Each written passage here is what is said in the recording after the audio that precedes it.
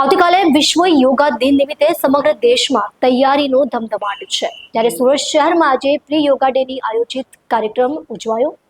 આવતીકાલે વિશ્વ યોગા દિન નિમિત્તે સમગ્ર દેશમાં તૈયારીઓ ચાલી રહી છે ત્યારે સુરત શહેર પણ પાછળ રહ્યું નથી।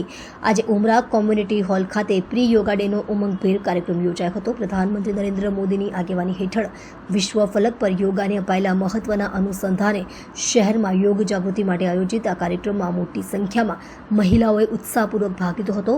કાર્યક્રમનું માર્ગદર્શન યોગ ગુરુ ફાલ્ગુની ગોદીવાળાએ આપ્યું હતું। તેમણે યોગના અનેક શારીરિક અને માનસિક ફાયદાઓ અંગે માહિતી આપી। યોગ કરવાથી શહેરમાં લવચિકતા, મનમાં શાંતિ અને જીવનમાં સંતુલન આવે છે તેમ તેમણે જણાવ્યું હતું। નમસ્કાર, હું ફાલ્ગુની ગોદીવાલા।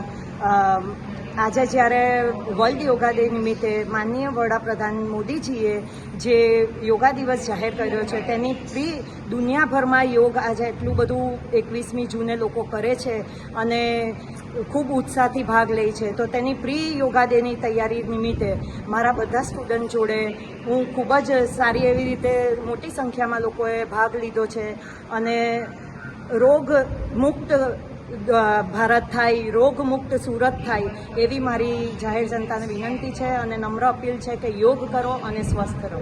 કેટલા ફાયદા થાય?